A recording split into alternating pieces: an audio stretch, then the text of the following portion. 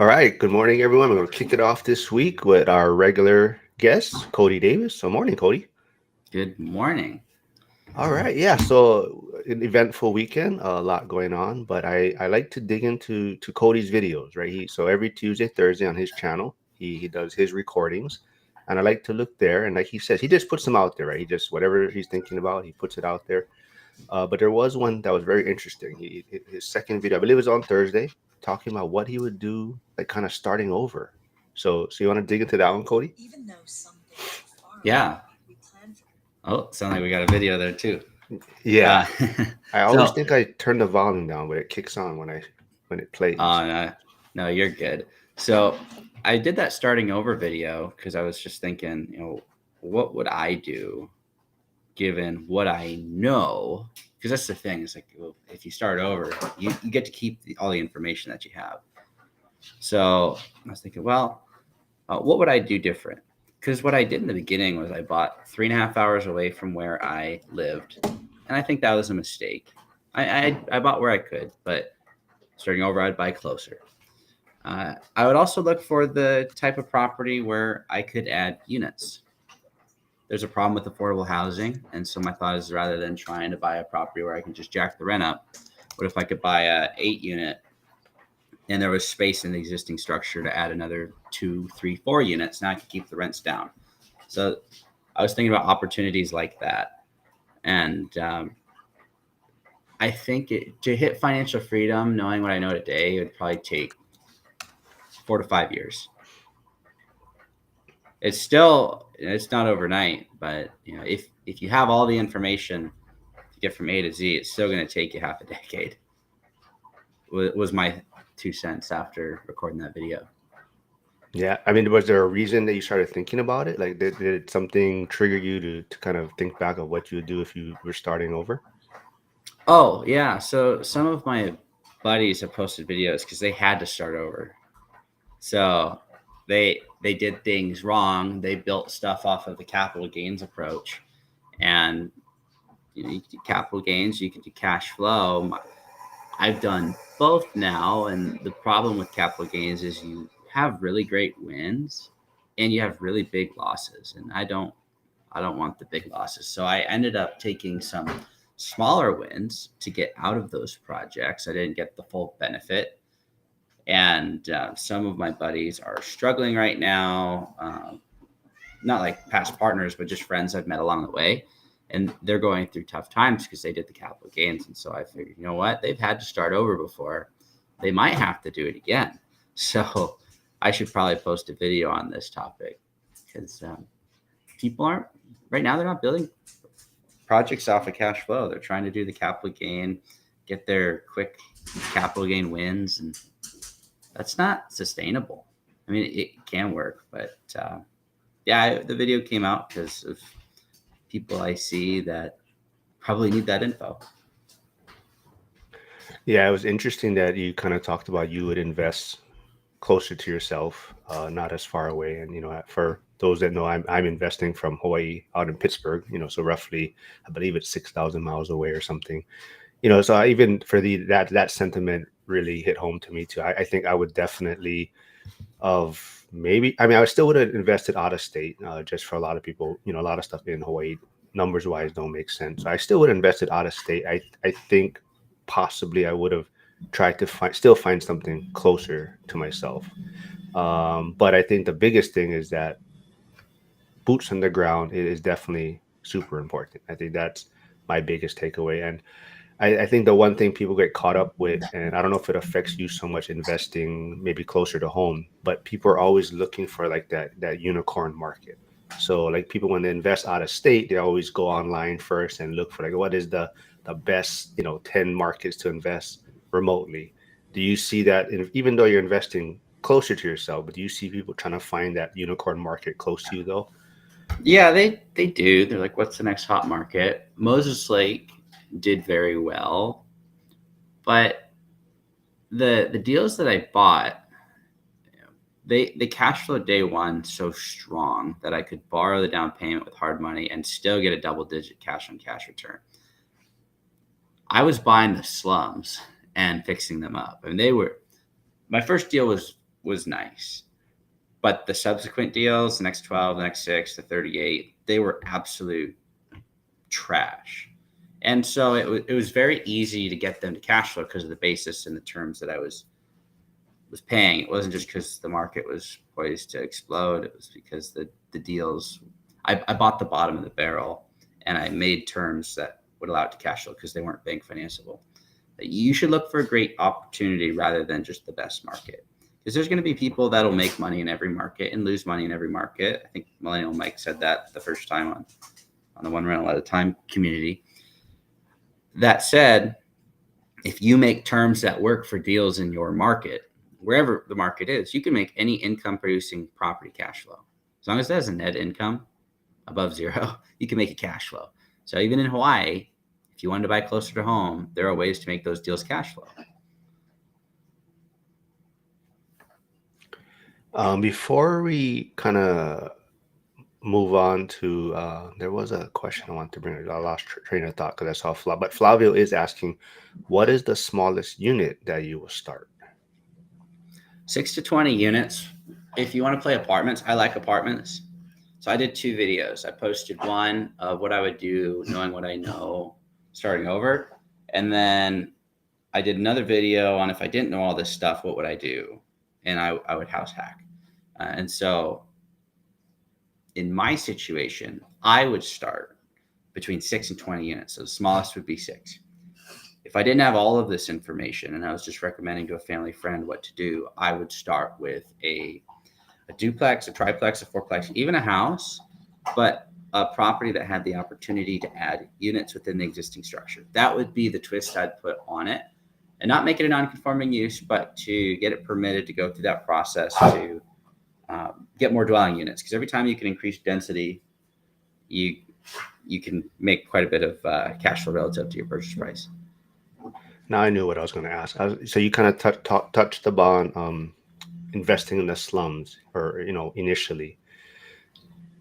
Do you kind of feel though that when you're starting, not that you have to be in those type of areas or markets, but the better spots, I guess, in a sense, more seasoned people are accumulating those assets in that area. So in some ways, you kind of got to get your foot in the door first, and then, like you're saying, according to your video, you're kind of like, now I'm trying to get better properties, newer properties, but you're taking these pieces you started off with to improve your portfolio. So I always look at it like it's hard. We know things now, but in the beginning, it's kind of like I'm gonna kind of be in these markets, and it's just the process that I have to go through. Yeah, and what I learned, and again, you only know what people tell you and what you discover on your own. So what I discovered through my owner meetings was that people in this market, Central Washington, they got started buying the rundown properties that weren't bank financeable. They bought them seller finance, 10 to 20% down. They would usually cash a little bit or break even. Some of them actually would lose money for 2 years and have to fund it out of their job. And in that process, eventually they'd pay them off, and then they'd upgrade to new stuff. And so that's what I'm doing now. And I'm just rinsing and repeating. It's not like I'm reinventing the wheel or doing anything crazy. I'm just taking the advice of bought the old stuff. Now there's a transitionary point.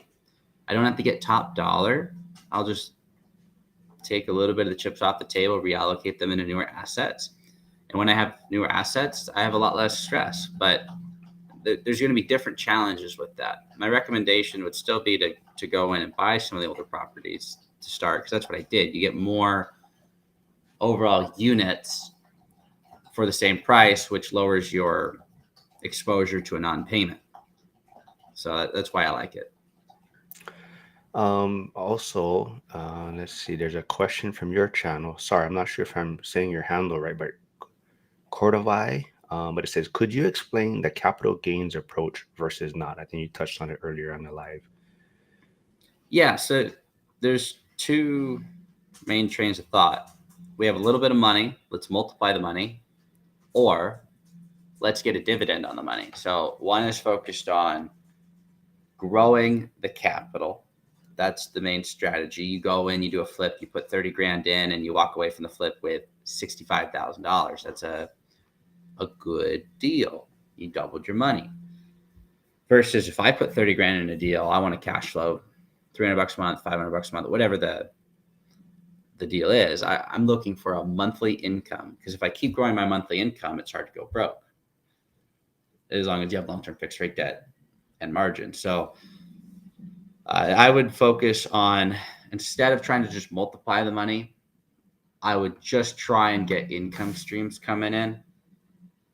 And there's different types of income. Like there's fixed benefit plans where you think about it like a lender. You put money out and you have a fixed benefit. It's X amount per month for X amount of months or years. There's a certain amount allocated to interest and a certain amount allocated to principal, if any. And so there's fixed benefit plans like that, where it's just your benefit is capped. It is what it is. And then you have actual income producing real estate, which of course can get better over time, and it usually does. So you're going to have to probably do a mix of both over the term of your investing journey.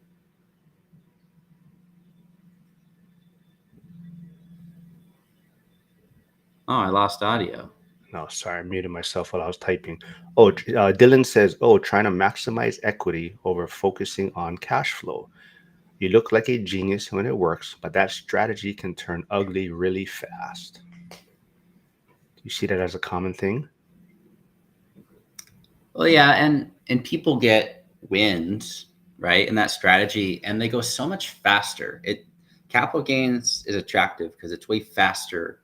You get the end result, money in, money out, and you either have a profit or a loss. And if you have a profit, it's all flashy. And I've got buddies who are my age.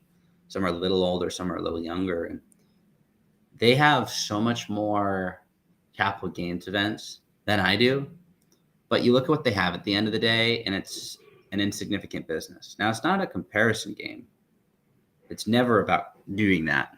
But when people say they want to build long-term wealth and then they go just do the capital gain strategy saying, I'm going to change later, you're not building the disciplines to really change, right? Because you're going to get addicted. And something I heard from Robert Kiyosaki is, if you play that game long enough, meaning you're just doing the capital gain strategy, eventually what happens is you keep doing bigger and bigger deals because you get excited about the numbers.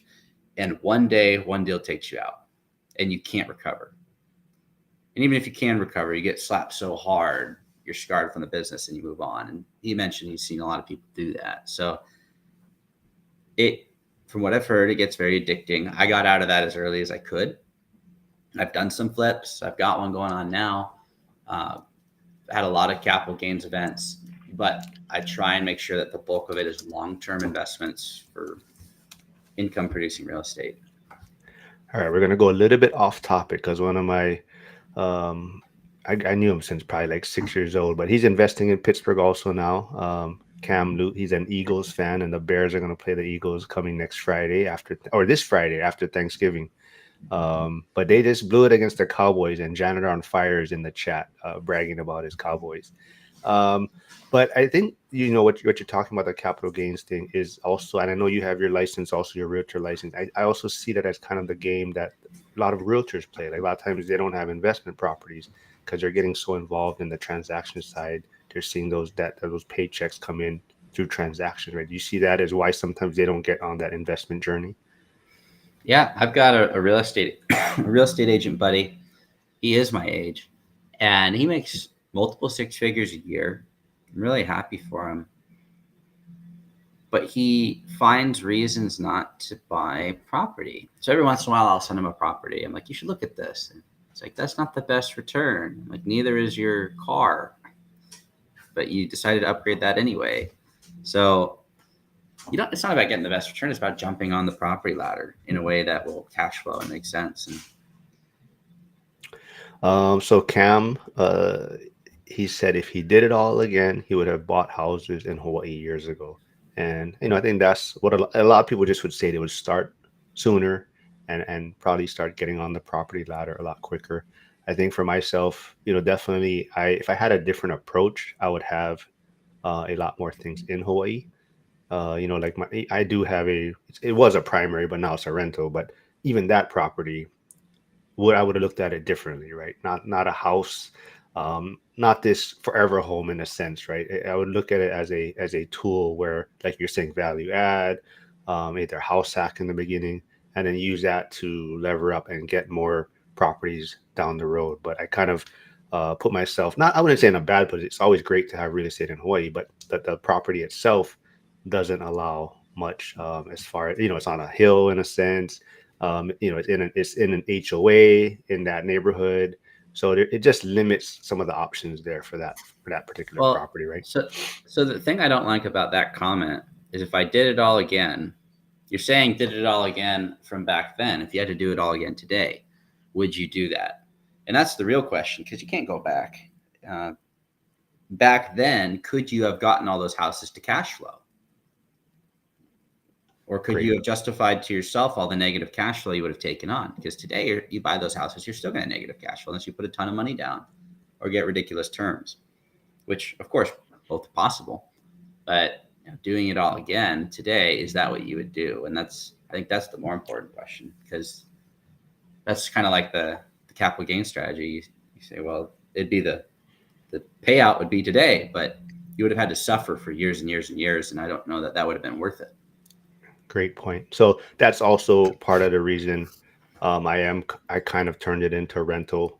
Part of it is, yeah, I moved back home, help my parents because they're getting older. But now that I have the 2 years on the taxes, my plan is to 1031 it into something else in Hawaii, something that's going to be more like like a small multifamily, or something that's going to have either the land space to maybe build an ADU down the road. But that's the plan for that. Um, Oh, shoot. Yeah. So to kind of to Charles, he says, then why not start buying in Hawaii now? Well, a lot of that is, and then Cody's wife is from Hawaii also, and I'm sure he looks at a lot of things out here too. It just, like he's saying, you can make any deal work. It's just also how much capital you may want to tie up, things like that. So I think my money goes further other places, but the plan is to, once there is a certain amount of cash flow, I'm going to stop in Pittsburgh at some point, and then it's going to be more just keep building up, and then it's going to be to acquire stuff here with a bigger down payment. Like that. That's kind of the plan for down the road. Uh, Good old Yastic. I'm working on my time machine. We'll let you know when it's finished. Yeah. But yeah, like I said, I mean, that video starting, I think we all think about it every so often, right? When we're gonna start, if we could start over, or if we did lose everything. Do you see? We kind of touched on the capital gains, 1031 a little bit. Do you think sometimes people let the taxes kind of affect their vision in some ways? How do you mean? Well, they're thinking of like, how am I going to 1031 something, or how am I going to defer taxes, or how am I going to maybe limit my taxes, and they're making that more of the focus of their strategy in a sense. Oh yeah, people make all the wrong reasons to not do the right things. So there's some people that are just so afraid of paying taxes. And last year I had to pay six figures, and the year before that, I guess 2023 and 2022, I had to pay six figures into it because I did it wrong. I did a bunch of capital gains stuff too, and some people would say, well, that's a reason you shouldn't do those types of deals. And I'm like, well, that just means you made money. But there's a point where you got to step off of that, and you will learn as you go how to pay less. Like next year, I should pay zero. And going on, I don't think I'll ever pay tax again other than property taxes and sales tax and stuff like that. But you don't get to just start with the golden goose, right? You got to go through it and learn and hire a bad CPA before you get a good CPA, because the good ones probably aren't going to take you and your business is super small. And you level up over time, but don't use that as an excuse because you're afraid of paying taxes as a reason not to do it. Cam says, my neighbor had a DeLorean with a license plate McFly. True story growing up. I don't know. You're not even old enough. Do you know what Back to the Future is? I mean, have you? Yes, Okay. I've seen those movies. I was gonna say, here on the young side. I don't know if you do. Uh, yeah, we also talk about the 50-year mortgage, maybe housing. shortage or supply, do you think, we touched on capital gains and things like that. Do you think if they eliminated capital gains, would that open up or help the housing supply, you think? Oh, eliminated capital gains tax. Yeah. That would be interesting.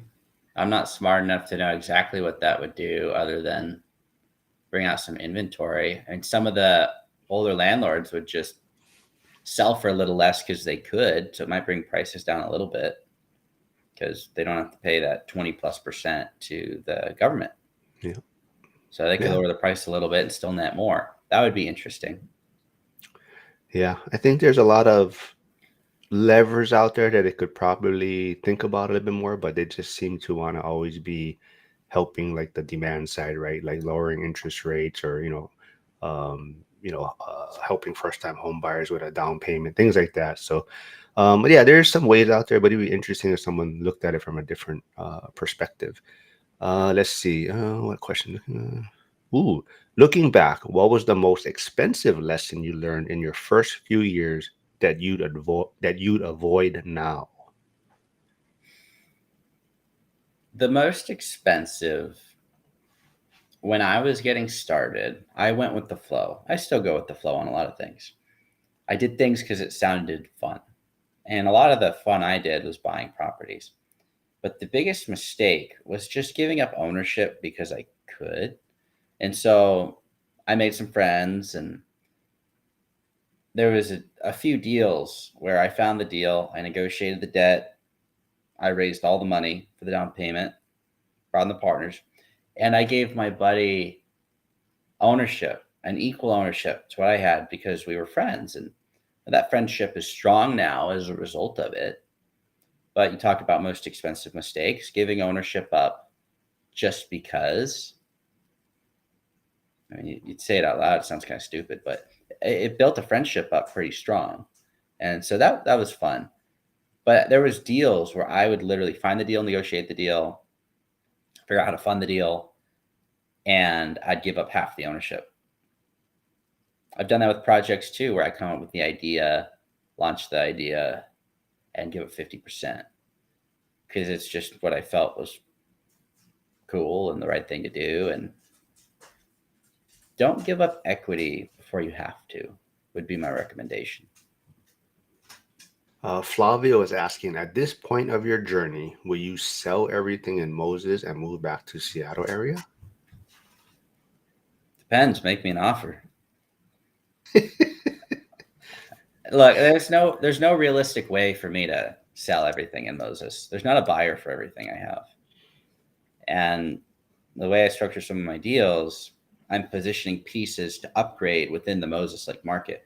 I think Moses Lake's going to keep appreciating really strong. There's already townhomes. And these aren't homes, just townhomes without garages renting for $2,100 a month in Moses Lake. That's ridiculous. And there's some coming on the market here shortly for rent. I've been told by the builder. Now, of course, you only know what people tell you. So if it gets that or it doesn't, we'll see. But they're putting them on the market for $2,500 a month for townhomes. Those ones do have garages. But that's ridiculous. You think one little townhome in Moses Lake could make 30 grand a year in rents? So I don't want to exit Moses Lake in its entirety. I still have my properties in Quincy. I got Ephrata, Soap Lake, Moses. I've looked at places like Royal City, Tri-Cities. But I don't think I could just exit everything. If I were to sell my older stuff, I'd just buy more new stuff there because I feel like the market's going to keep going in the direction that would benefit me. Flavio is saying one day he's going to make you an offer. But like I said, people go check out Cody's channel. We're kind of talking about his most recent video from Thursday. And if you do watch it, he does mention, the 6 to 20 unit range. He also kind of touched on it a little bit earlier when we started. But why did you land on the 6 to 20 unit range as the sweet spot for starting over? Well, I like multifamily, and true multifamily starts after 4 units. Like you have residential stuff, and yeah, duplex, triplex, fourplex. There's multiple families there, but it's residential, and there's not a lot of fiveplexes. I found. I mean, there's some out there, but there's not a lot. So really, it starts at 6+.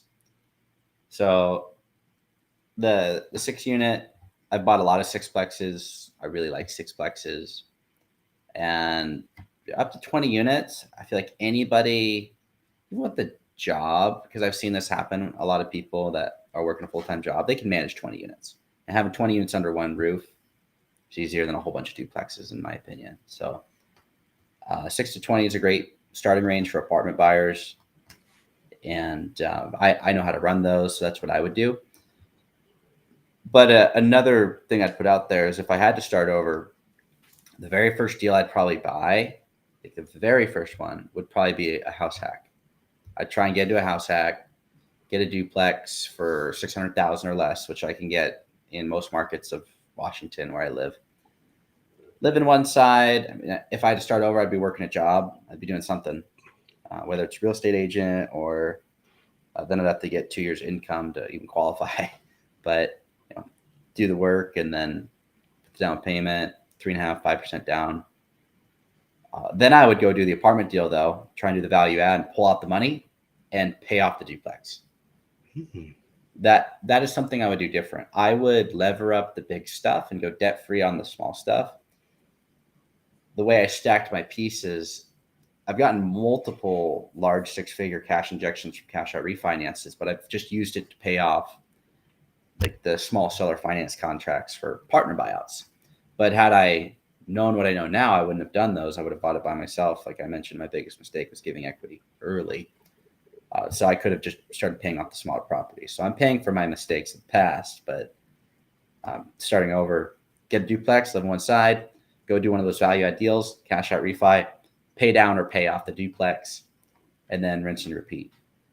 You get my cost as close to zero as possible.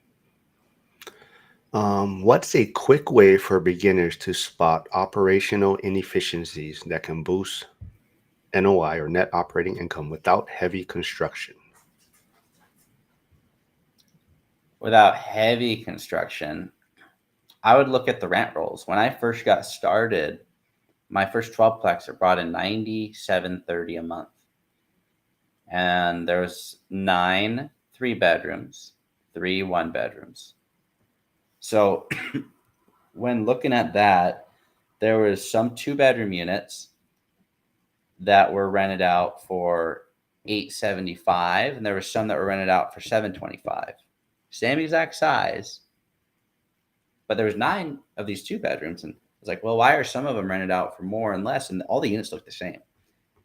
Just looking at that, they just have some favoritism of the tenants, or something's going on there. So I know, okay, rent could at least go to $875, and market rent being closer to $1,000. I was just looking for a gap between where it's at on the lowest one and the highest one, and I know at least I can get it to there. So that without heavy construction, just pick apart the rent roll. You also said, so you said, I never focus on the down payment first. Can you explain that mindset for someone stuck thinking they need 100K before starting? Yeah. So when it comes to buying a property, right? I mean, we've talked about this before, right? I think we talked about it last week. The reason you don't have money is because you didn't buy real estate, right? Not the other way around. It's all a function of cash flow.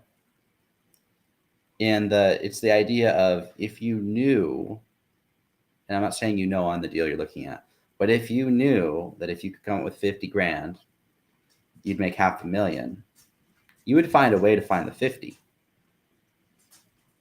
So if you're not at the level where you know you're going to make money on that real estate deal, there's something you don't know about it, which means you just got to go study a little bit more on underwriting, or you got to really figure out what your debt's going to cost, what operational costs are going to be. So if you're not feeling comfortable about the deal, you're not in that mindset of, if I could turn 50 into 500, if you're not really comfortable with that, you haven't done enough due diligence on your market. You probably haven't underwritten every deal on the market. And Mark, if you had to come up with $1 million, but you knew it'd turn into 10, would you find $1 million? Absolutely. Yeah. Even if you hadn't raised $1 million before, you would find the money because you were so confident in the deal. If you're not that confident in the deal, it could look like putting 50 grand down and turning it into 150. That's a great deal too. But you won't know unless you've underwritten every deal in your market. You've looked for those inefficiencies in the rent roll. Maybe you've got units that are 3-bed, 2-bath. That could be 2-bed, 1-bath, and 1-bed, 1-bath. There's a lot of deals like that out there. But if you haven't underwritten them all, you're not going to have that level of confidence to forego the focus on the money up front. Yeah, I think that's the one of the biggest obstacles people face, right? They're thinking they need a certain amount of money, and it does help, but like you're saying, right? If you know what the cash flow what it's going to generate, then a lot of times there's ways to figure it out, right? And I think that's the one hurdle that people have to get over. Mm-hmm. Let's see, what else was there? Ooh, this is a good one. If someone's 5 years into the grind and exhausted, what's your advice to rebalance their portfolio like you did? Well, you got to look at what you have and what you want, right? You talk about rebalancing. What I had was about 230 rentals, and what I wanted was freedom. Same reason I paid off my car. Not about having a 3% interest rate, it's about having freedom. What do you have right now and what do you want? If you have everything you want, you don't have to rebalance. You can just chill. But if you let's say you have 10 rental units that and each one cash flows 200 a month, but you could sell half and pay off the other half and increase your cash flow to 500 unit.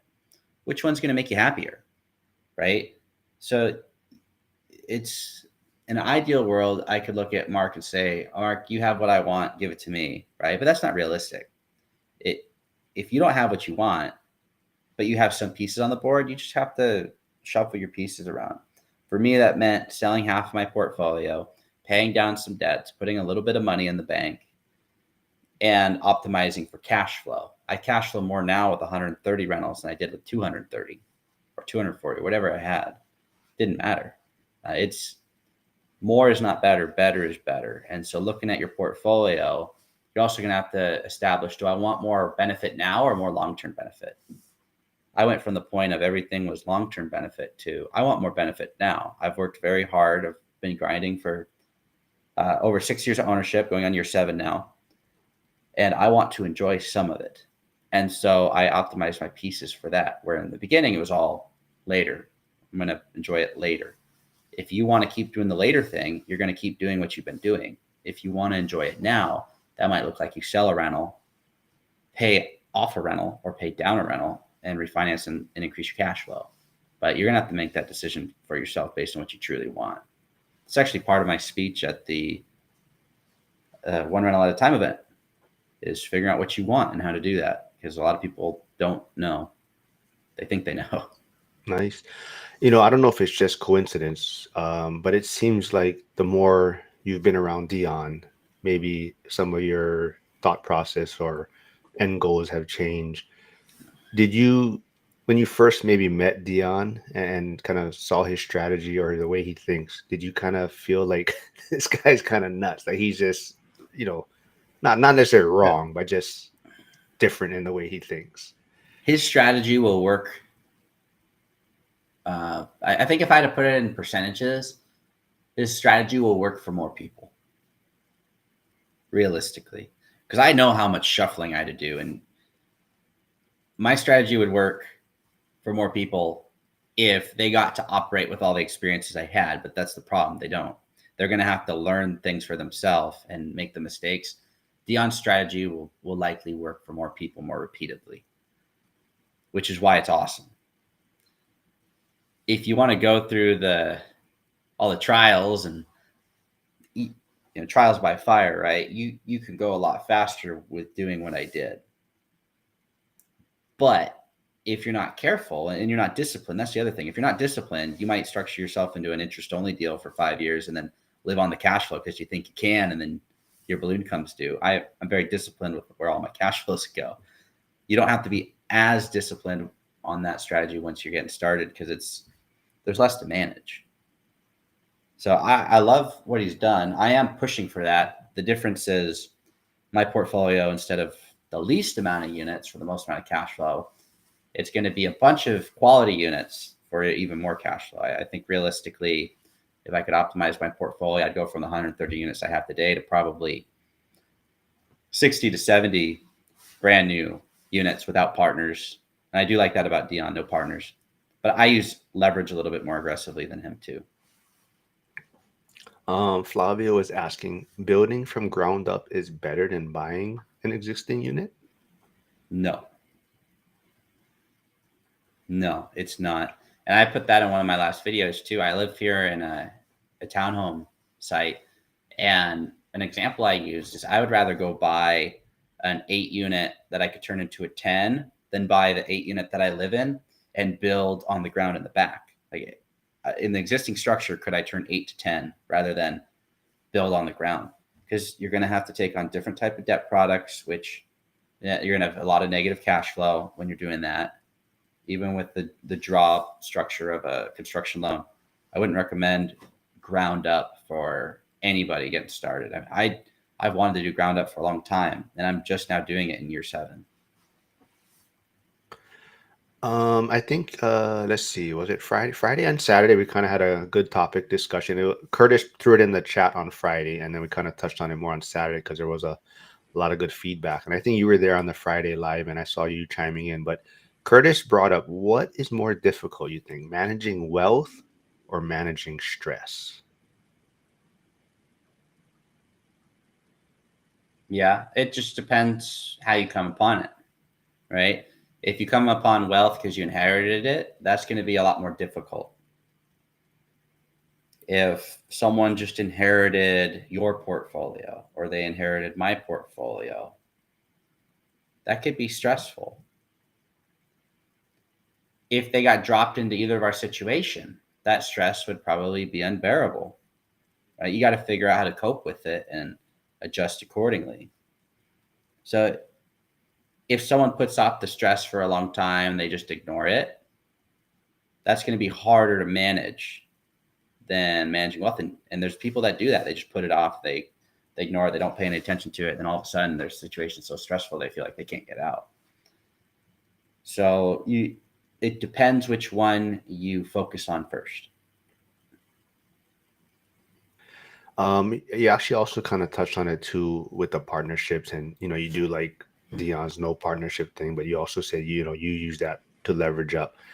Like, what would you tell though for like new investors? Like, just would you lean towards using partnerships or just try to do it solo? I would try and do it solo. But if you can't find a way to do it solo, nothing's working, you strike out every time. I wouldn't be opposed to taking on a partner,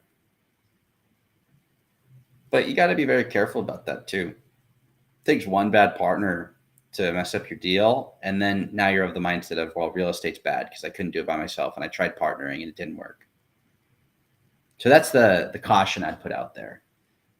But if you just can't get in without a partner, and for one reason or another, and it keeps swinging and missing, then I wouldn't be opposed to taking on a partner. But there's a lot of ways that deals go wrong, and one of them is by bringing on the wrong person.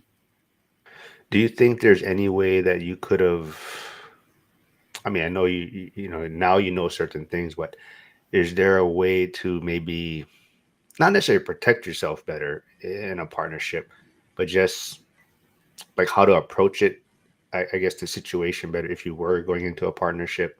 Like, I mean, maybe like who you're going to partner with, or like what, like do your due diligence on this person. Like, how would you approach it? I guess. The way I'd approach it again is there's got to be one person in the driver's seat. You don't want 2 steering wheels. I had 2 steering wheels in my first partnership, and it went very well. The partnership went good, but it could have just as easily gone the other way if I had fallen into the wrong partnership. Because I partnered with someone who became a good friend. We started out as business partners, then we became good friends. And so that partnership, I can't complain about how it went. It went great, but that's not necessarily the norm. That was just someone that I was working with at the real estate office, and it went okay. And that partnership started on the 38 plex, so that was a few deals in. Doing due diligence, you should see what they're bringing to the table. If they're just bringing money, where they get the money. If they're not willing to show you where they got the money, you shouldn't do it. If because they could have stolen money from someone else. They could have borrowed it and tried to hide the loan off their balance sheet. A lot of people do that, where they'll borrow money and then take it off their balance sheet. And so, you look at my balance sheet, and even though I've got all this real estate equity, there's still like 1,300,000 of seller contracts that are to partner buyouts that's sitting there. Some people aren't going to show that, and they're going to show their net worth as $1 million plus more than it actually is. And so you got to do due diligence on people's financials, because you're marrying them financially if you're getting into a partnership. And it'd be easy for you to go borrow 300,000 unsecured if you have a whole bunch of investor friendships and do, hey, look at all this money I've saved up over the years. And if I wanted to partner with you and didn't know that you borrowed that at 12% for 1 year, 1 year from now you're going to be under the gun, and that could derail the partnership. Before we get into Flavio's question, I know you recently got married. We're kind of talking about certain things we maybe would do differently and whatnot. And I think that is more of something. I never got married, but my son's. I think the financial or kind of maybe money discussion would have been more important, or something I would have made more important. When finding a partner, in a sense. And it seems like you and Ashley have a great relationship as far as on the real estate or even the financial goals side. So was that something that you guys was early on brought up, or it just happened to luck out and that she did have these kind of same visions, I guess, as you have? On our first date, we both pulled out our credit card balances. I mean, it wasn't like the beginning, but it was something we talked about, goals and stuff. And we are like, I want to pay off my credit card. Yeah, it was random, but we both ended up looking at our balances at the end, because when we were starting out, I mean, neither of us really had any money. I had assets, she had assets. She had a good income from the Army, and but we both had like credit card debts from renovations on properties and life's events. So like we talked about money from the very beginning, because it matters. People say money doesn't matter, but you have a health scare in the family and you can't pay for it, that sucks. So like that, and family is really important to us. So getting our money right has been a goal since the beginning. Our relationship isn't centered around that, but it is that is definitely an important pillar, like making sure that if something happens to any family member, we can be there. Did you guys, I know you guys said you both had credit card debt, but did you guys like itemize it? Say like, my debt is from, like you're saying, renovations.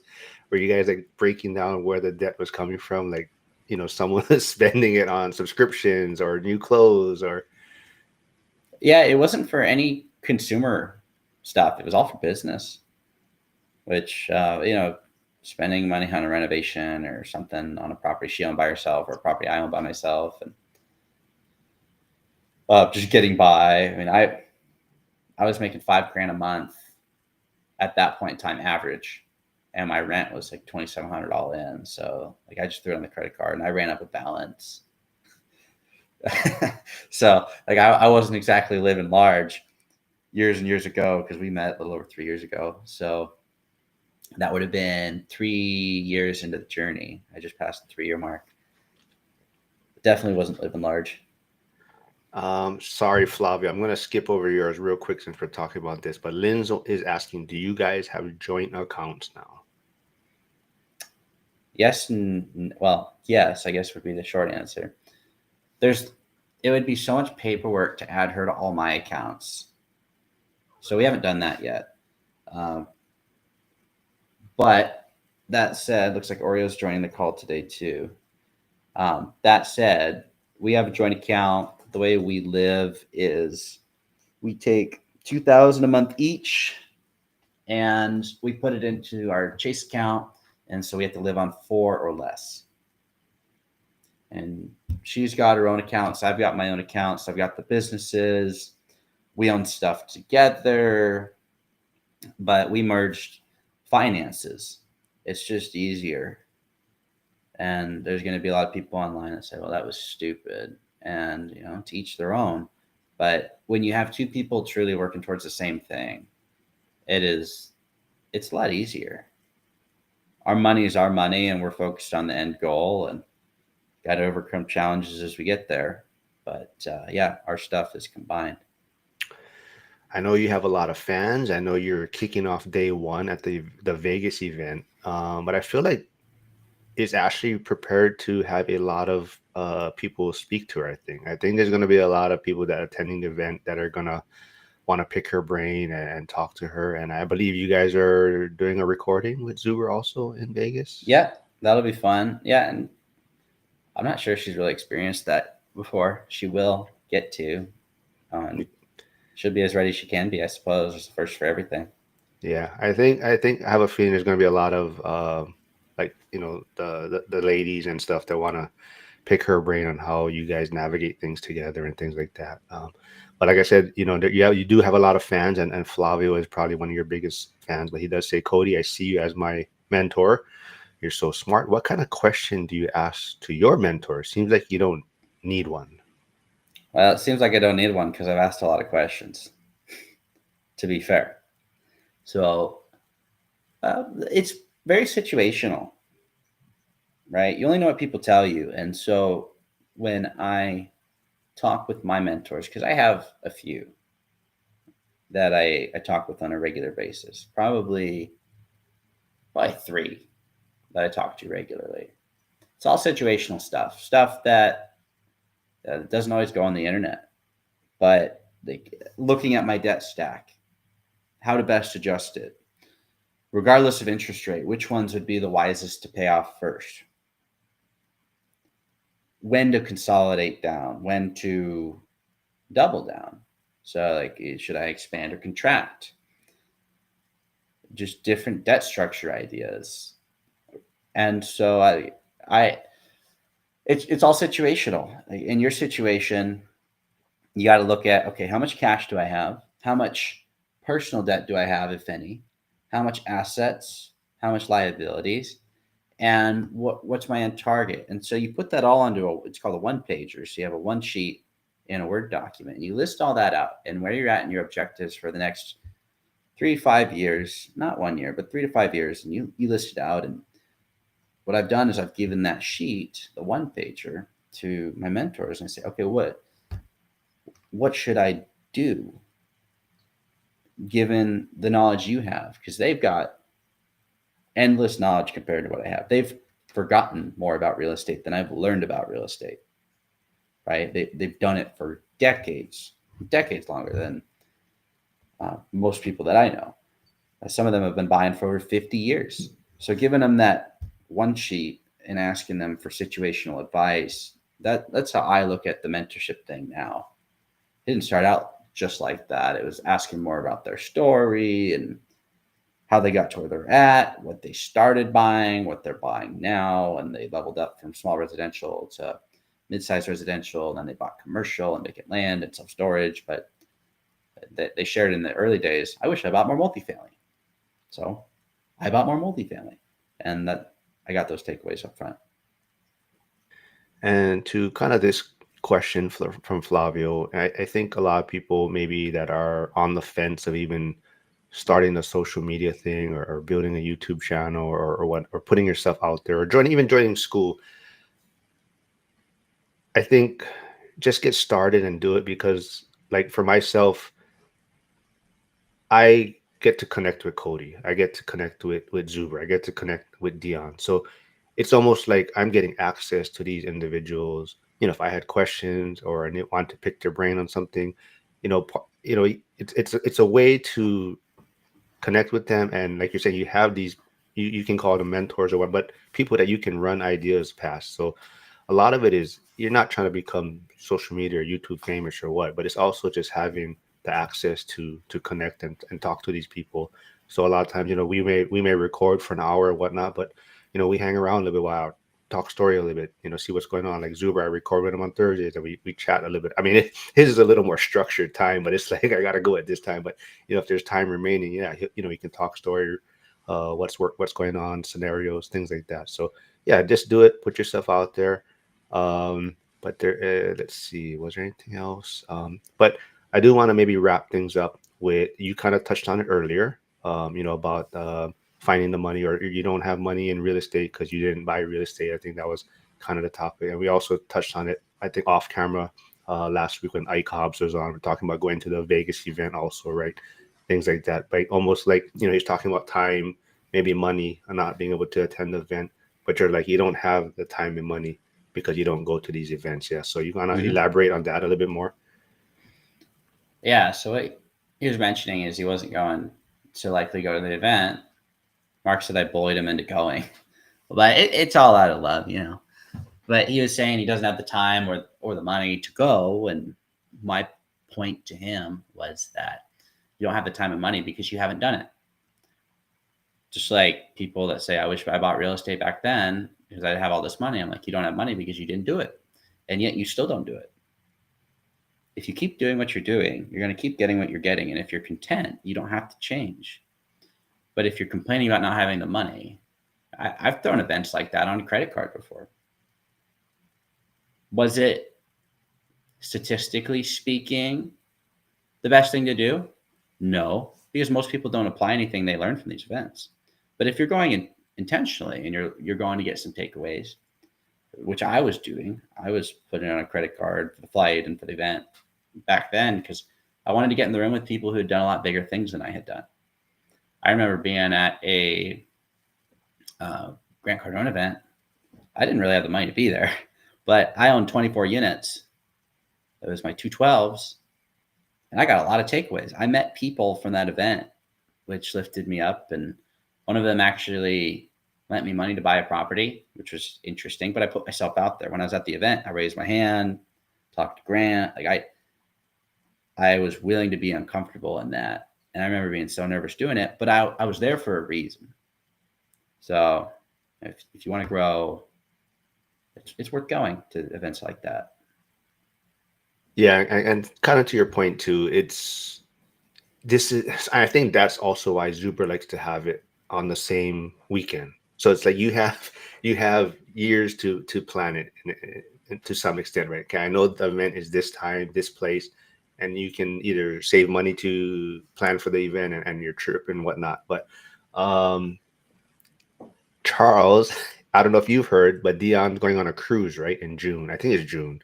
And I mean, I think he's calling it the lazy investor. So it's not a like event itself, but he's going to be on a cruise. And he said, "Hey, people, if you want to join me, this is the cruise I'm going to be on. This is when the dates are."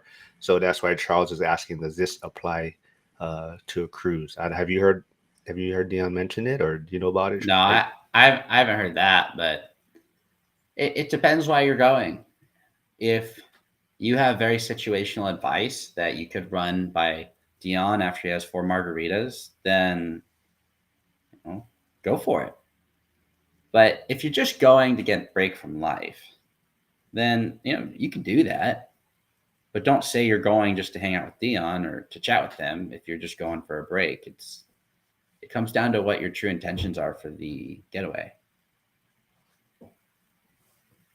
Yeah, if anyone can clarify, I think it was end of June was when Dion's cruise he was planning. But I know Dion's on his trip right now. I believe he's going to be gone for 3 months or so, and he's going to go straight to Vegas, I believe, for the event Wow. where Cody's kicking it off.